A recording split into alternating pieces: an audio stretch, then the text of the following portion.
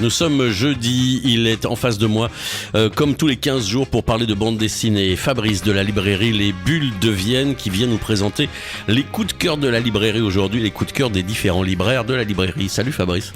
Ouais, salut Jean-Michel, salut à tous. Belle sélection encore cette semaine, il y en a 5. Les choix individuels des libraires, plus un choix de l'équipe, de la team en fin d'émission. Là, on va démarrer par le choix de Sarah.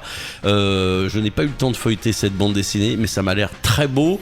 Et quelque chose me dit que ça concerne plutôt la jeunesse. Ça s'appelle La Forêt d'Oreca. La Forêt d'Oreca de Paco Sordo, qui est aux éditions Dupuis. Oui, c'est de la jeunesse, c'est un peu le cheval de bataille de Sarah, donc on va lui laisser nous donner ses coups de cœur jeunesse. Voilà. C'est une histoire qui, pour l'instant, est prévue en 2 tomes, mais l'auteur a un potentiel de 6. Donc c'est l'histoire d'une petite fille qui s'appelle Anna. L'histoire d'une petite fille qui s'appelle Anna. Alors on est dans un monde fantastique, imaginaire, mais on a transposé le quotidien des enfants d'aujourd'hui qui... avec des parents qui travaillent, se retrouvent des fois au moment des vacances scolaires à pas savoir quoi faire des enfants, et on va les mettre chez papy ou mamie. Là, c'est le cas. C'est souvent ça. C'est souvent ça, et puis on n'a pas trop envie d'aller chez papy Boulet, et voilà.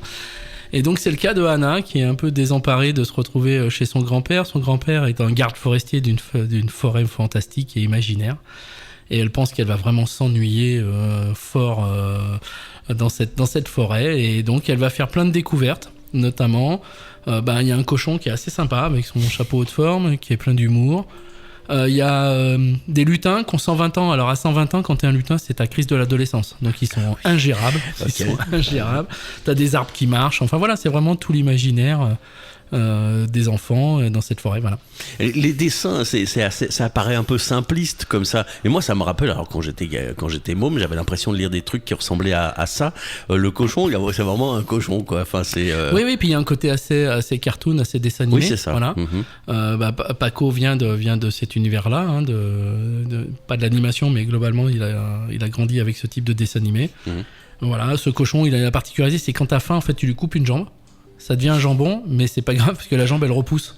Et puis d'ailleurs ça le fait très rigoler, ça le chatouille quand tu coupes une jambe, voilà.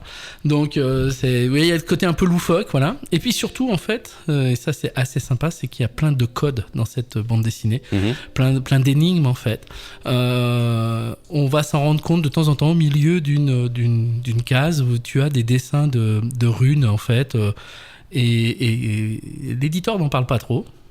Mais il y a un côté secret, à toi de découvrir ce que signifient ces runes. Ça a un lien avec les pages de garde. T'as une carte, tu suis les codes et peut-être que ça t'amène à voir ce que sont en train de vivre les personnages. De temps en temps, tu vas retrouver un rocher avec tout un texte écrit avec ces runes. À toi de le décrypter, voilà. Donc il y a à la fois l'histoire qui est assez sympa, et il y a à la fois une espèce de mystère, de recherche, de découverte autour de ces runes, et ça c'est vraiment sympa. Mais ça c'est expliqué dans le livre ? Absolument pas. Non, donc on peut passer à côté totalement. Complètement, et le petit truc c'est de se dire, écoute, j'ai un secret à te dire, il y a un message secret, à toi de le trouver. Voilà, c'est juste ça qu'on donne comme indice aux enfants, et c'est absolument génial, et on passe un très bon moment. Dans tous les cas, au niveau des dessins de l'histoire, ça doit bien plaire aux mômes, ça, j'imagine, cette ambiance de forêt un peu magique, surréaliste. Ouais, et puis il y a un côté... les personnages sont truculents. Le cochon, il est quand même vraiment sympa. Voilà, ouais. Et puis on comprend que Anna, peut-être qu'elle prend le relais de sa maman, parce que sa maman, quand elle est revenue, a posé sa fille, elle a retrouvé tous ses amis d'enfance, en fait. Ils sont toujours là. Et donc, voilà, il y a peut-être aussi une histoire de transmission. Alors ça plaît aux mômes, j'imagine, mais ça doit plaire aussi aux adultes, parce que ça doit faire du bien, par les temps qui courent, de lire ce genre de choses. Oui, il n'y a pas de personnage avec les cheveux peroxydés orange, je te rassure tout de suite. Voilà, non, ça fait du bien, c'est un grand moment de détente, et puis tu sais que nous, à la librairie, la jeunesse, c'est pas que pour les enfants, où on est encore des grands enfants, et on prend un tel plaisir à lire cette bande dessinée jeunesse, avec plein de découvertes, et notamment cette Forêt d'Oreca. La Forêt d'Oreca, donc c'est le tome 1 qui s'appelle Une longue nuit, en sous-titre. Ça paraît chez Dupuis. Rappelle-nous juste l'auteur ou les auteurs. Alors c'est Paco Sordo, donc il fait tout, de scénario, dessin, voilà. Il est madrilène. Oui, d'accord, ok. Très bien, donc ça veut dire qu'il y a une traduction, j'imagine. Non, parce qu'il a travaillé directement pour la France. D'accord. Okay. On l'a reçu le week-end dernier, cet auteur, et en fait, il nous expliquait tout ça. Il travaille beaucoup pour la France, en fait. Quelques projets en Espagne, mais la plupart de ses BD sont d'abord traduits en France, sont d'abord en français, pour être traduit après en espagnol. Là, ça va être le choix de Mike, qui a choisi un manga, alors qui est sorti sur une... en tout cas, moi, c'est une maison d'édition que je ne connaissais pas. J'ai même eu un peu de mal à trouver le site internet. Rappelle-nous le nom de l'éditeur. C'est Vega. Oui, Vega Dupuis, moi j'ai vu. Oui, parce que Vega est un éditeur de manga qui a été racheté il y a quelques temps par Dupuis. D'accord. Donc du coup, voilà, c'est un label aux éditions Dupuis. Alors voilà un manga, moi, qui n'aime pas trop ça, qui me parle quand même au niveau du sujet. Ça s'appelle Sounds of Vinyl, ou Vinyl en anglais. Il est question de musique, il est question de disques, évidemment, de disques vinyle, bien sûr. Il est question de radio, pirate. Il est question de plein de choses qui me touchent profondément. Je vois tome 1, ça veut dire qu'on sait déjà qu'il y en aura d'autres. Tu le fais pas en anglais, tome 1, non? Tome 1. C'est bon.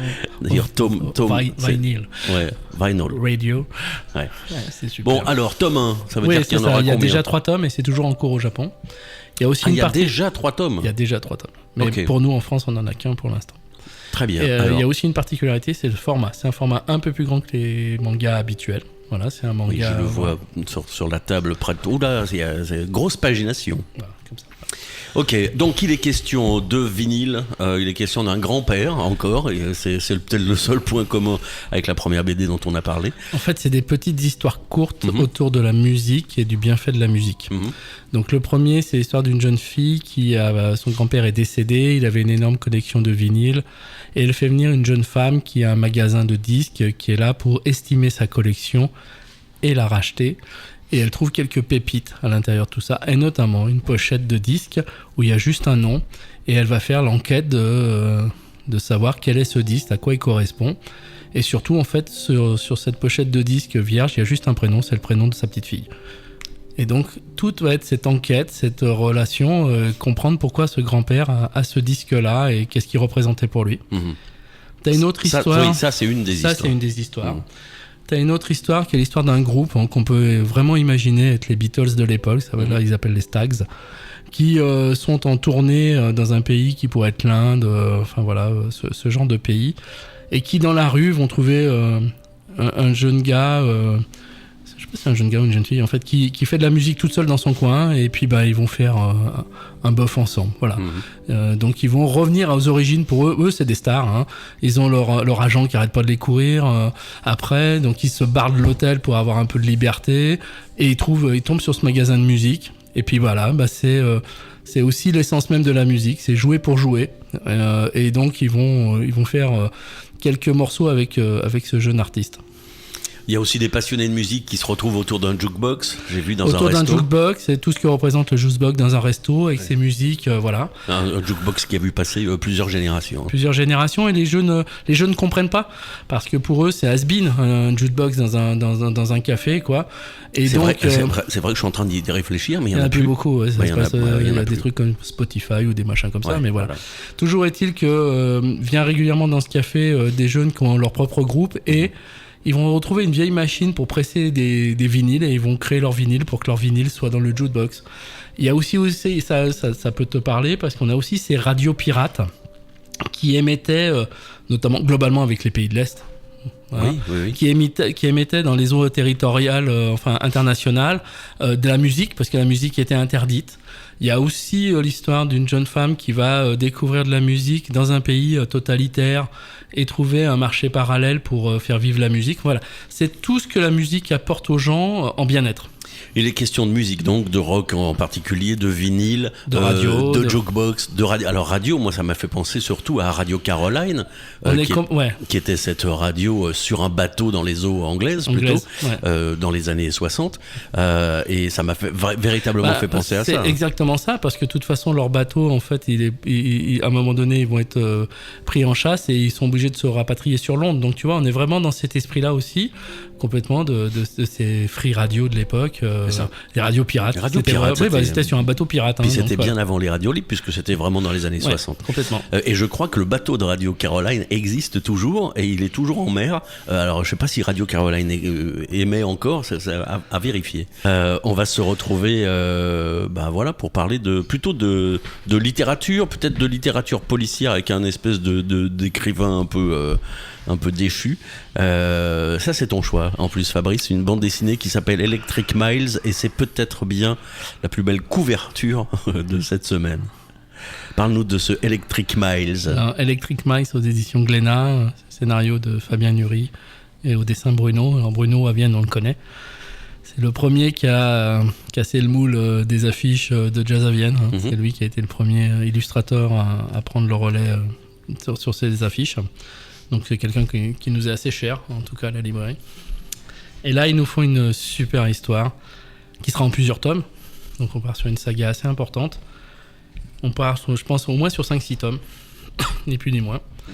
Et donc, comme tu dis, on est en 1949 et on va suivre un agent littéraire qui s'appelle Maurice Milman, qui croise par hasard un écrivain de science-fiction qui a eu ses heures de gloire, qui s'appelle Wilbur Arbogast. Arbogast, Arbogast, c'est assez compliqué à dire, qui travaillait pour un magazine qui s'appelait Outstanding, qui était un magazine de nouvelles de science-fiction, et lui, il en était fan. Enfin, c'était un peu de la littérature, ce qu'on appelle pulp aux pulp, États-Unis, c'est-à-dire déjà les livres souples. Et puis c'est de gare, voilà. C'est ça. C'est ce que nous on appelait les romans de gare. Plutôt polar même, le pulp au départ, mais là on est plutôt sur la grosse science-fiction des années 50, voilà. Et ce gars-là a eu ses heures de gloire avec ses nouvelles, et puis là il est complètement largué, complètement has-been. Et Maurice l'aborde en lui disant voilà, je me lance dans le métier d'agent littéraire et j'aimerais bien travailler avec vous, quoi. Je suis fan de votre travail. Si vous cherchez un agent, je peux être là, quoi. Est-ce que vous n'auriez pas un texte qui traîne, quoi, en gros. C'est un peu ça. Ouais. Et il dit oui, j'ai quelque chose, mais le problème c'est que ce bouquin, quand les gens le lisent, ils se tuent, quoi. C'est un livre qui tue. Donc voilà, c'est un peu compliqué. Mais l'agent va insister, et puis Wilbur rentre un peu dans le jeu, parce qu'il est vraiment complètement has-been, et il se rend compte qu'en fait il a un pouvoir sur les gens. Il arrive à leur faire penser ce qu'il veut, voilà. Pouvoir un peu surnaturel, alors. Pas surnaturel, non, je pense qu'il sent qu'il arrive à les embobiner, qu'il arrive à leur faire croire des choses, qu'il arrive à les posséder. Voilà, donc il va d'ailleurs tester ça sur la femme de cet agent littéraire, et puis il lui fait sortir des choses, un peu comme une hypnose, tu vois, et puis elle se livre, quoi, elle rentre dans le jeu. Et en fait, on va vite se rendre compte que Wilbur, son but à lui, c'est de dominer le monde, et de dominer les hommes. Et il veut créer une religion. Oula. Ça te fait penser à rien, ça ? Ça me fait penser à plein de choses, mais... c'est l'histoire de la scientologie. D'accord. Ron Barnes, qui a créé la scientologie, est un auteur de science-fiction sur le retour. Bien sûr, oui. Voilà, oui. Et qui décide un jour de créer sa religion et de dominer les hommes par sa pensée. Voilà, c'est un peu le point de départ de Electric Miles. Oui. Et ça fonctionne toujours pour la scientologie. Il semblerait. Il y a même des gens extrêmement connus qui financent.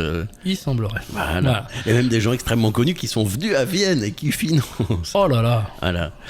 Donc voilà. Donc globalement, le point de départ, on peut considérer. Okay. Mais vraiment, c'est comment quelqu'un peut à un moment donné se dire je vais être le maître du monde, quoi. Donc j'imagine que ça t'a passionné, cette aventure, pour que tu le sélectionnes, c'est ton choix cette semaine. Après, moi j'adore les scénarios de Fabien Nury, ils sont très très denses, très très très recherchés.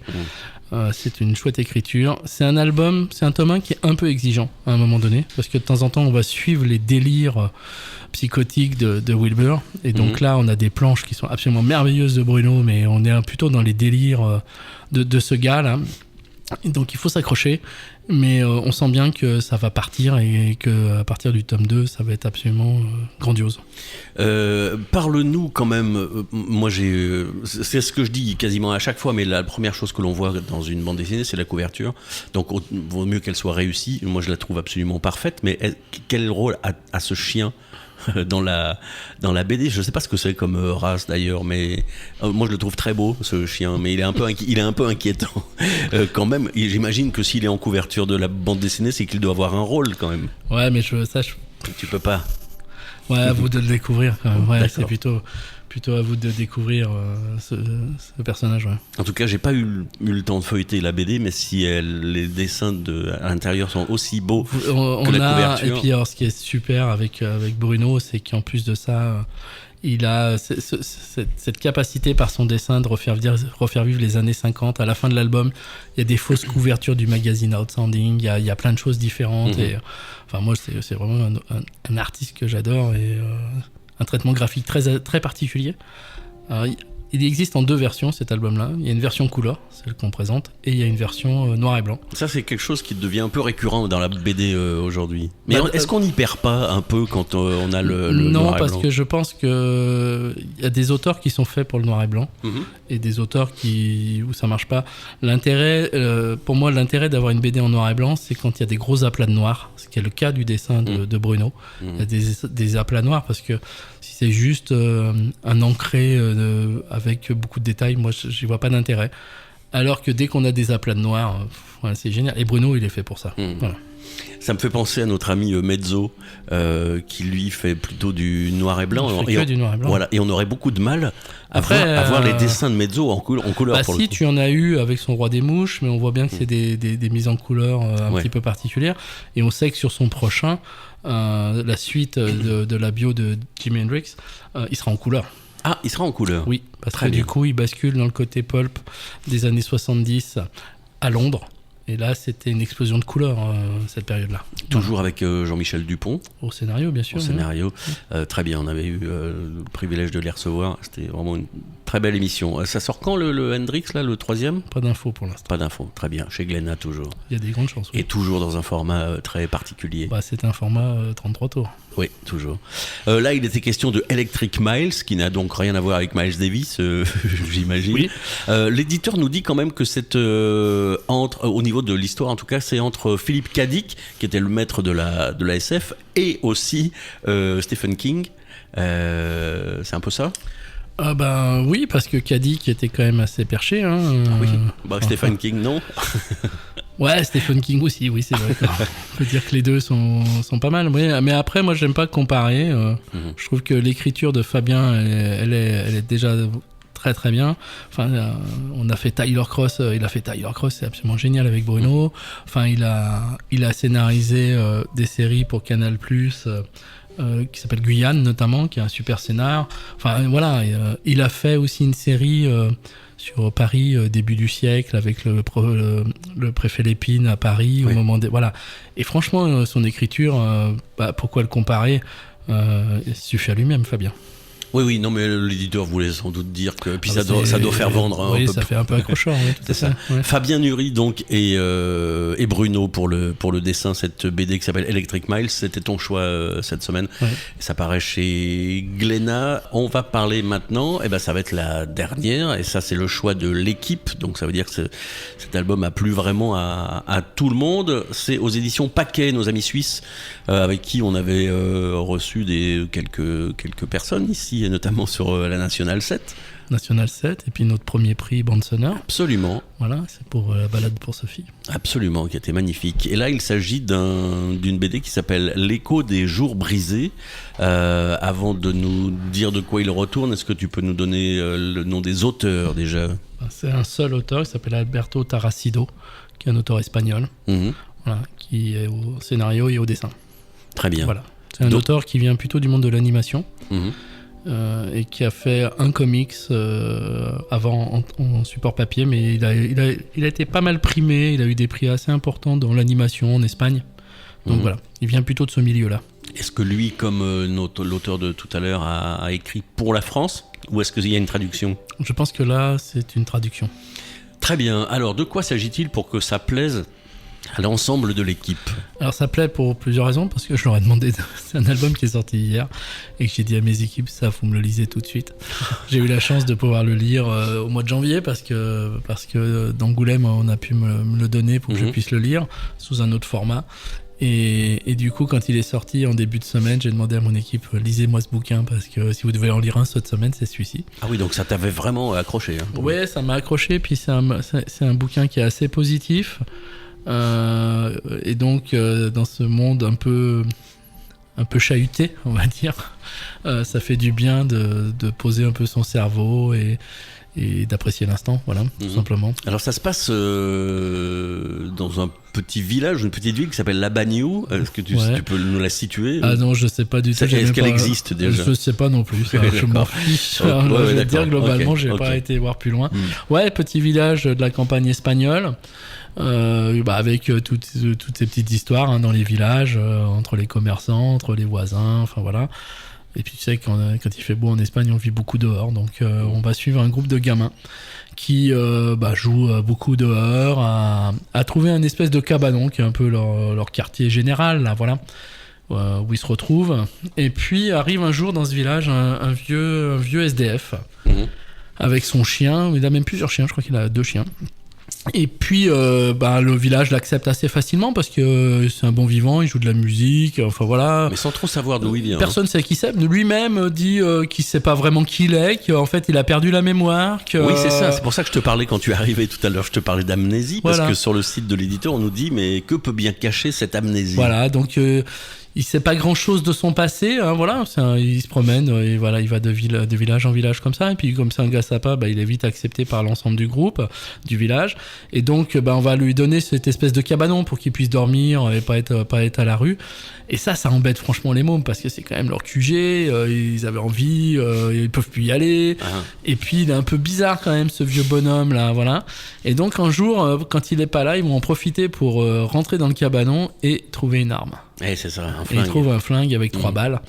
Et ils sont dans une pleine période où ils jouent avec des flingues en plastique et tout. Et un vrai, c'est quand même mieux quand même. Donc ils vont le piquer. Et ça sera les conséquences de tout ça. Alors un flingue avec 3 balles, ça veut dire qu'il en manque quand même. Il en manque déjà, oui. Peut-être que la mémoire, c'est qu'est-ce que sont devenus ces 3 balles. Et donc arrive à ce moment-là, on est quand même dans une période, on est dans cette Espagne d'après Franco, on comprend aussi. Et que ce vieux bonhomme a peut-être un passé sulfureux. En tous les cas, les policiers vont essayer de le courser. Voilà, et on en saura un peu plus sur lui. Peut-être que sa mémoire va revenir. C'est une BD qui s'adresse à qui? Alors, parce que là, on parle de mômes, parce que même sur la couverture, on voit qu'il y a les 4 mômes qui sont, peut-être même 5 d'ailleurs. Ils sont 5, ouais. J'avais oublié celui qui était sur la branche. Je pense que ça se traite à l'adulte, mais avec ce regard de tes souvenirs d'enfance. Mais ça veut dire que les enfants, en tout cas les jeunes, les pré-ados peuvent lire ça. Ils peuvent le lire, ça pose pas de problème, mais je pense pas que les pré-ados avaient ces jeux-là de jouer aux cow-boys et aux indiens comme nous on a pu le faire quand on était gamin. Surtout que si tu nous dis que ça se situe après Franco, du coup, si tu veux, c'est pas les voilà. Donc je lirais plutôt ça à des adultes avec une certaine nostalgie de notre enfance, où j'ai eu la chance d'être beaucoup en extérieur. Où on pouvait être laissé en bas de la cité jusqu'à 23h à jouer au foot, plein de choses, quoi.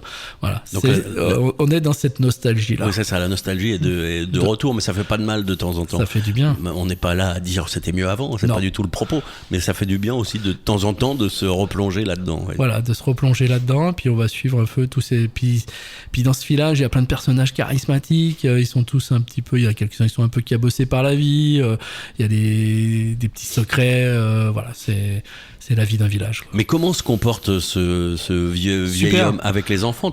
Il est très très bien. Je crois il est super. Voilà, c'est un gentil gars, quoi. Voilà, si ce n'est qu'il sait pas qui il est, il sait pas ce qu'il a pu faire avant. Est-ce qu'il le sait vraiment? Est-ce qu'il feint d'avoir perdu la mémoire? Mais c'est quelqu'un qui est très agréable. C'est-à-dire que très très vite, tout le village va l'accueillir, l'inviter à manger. Quand il est au bar, il chante, il joue de la musique. Voilà. Mais une fois que cette arme va être découverte par les enfants, est-ce que les rapports avec les enfants vont changer? Non, non, parce qu'il est obligé de fuir. Parce qu'arrive la police. Et en Espagne, même après Franco, la police, les Mossos, tu les aimais pas beaucoup. Je veux dire, c'est quand même... voilà. Donc du coup, lui, il est plutôt dans la fuite. Parce que, voilà, et donc non, il change pas son rapport avec les enfants. Voilà. Ça s'appelle L'écho des jours brisés. Si tu as insisté à ce point pour faire lire ça à ton équipe, c'est que vraiment, cet album a dû te plaire beaucoup. Oui, oui, il y a plein de souvenirs de mon enfance qui sont arrivés avec la lecture de cet album. Non pas que j'ai trouvé un flingue avec des balles, mais voilà. Les jeux d'enfants, ouais. Et je rappelle que c'est aux éditions Paquet, toujours des belles choses chez Paquet. Là. Je vais feuilleter ça pour regarder un peu. Ouais, c'est un éditeur qu'on aime bien. Éditeur suisse. Tout à fait. Ils sont pas si... Oui, je pense qu'il est en BD. Oui, en BD, il ne doit pas y en avoir beaucoup. Pas beaucoup, non. L'écho des jours brisés, c'était le choix de l'équipe au complet de la librairie Les Bulles de Vienne. Allez, salut à tous, merci. À plus.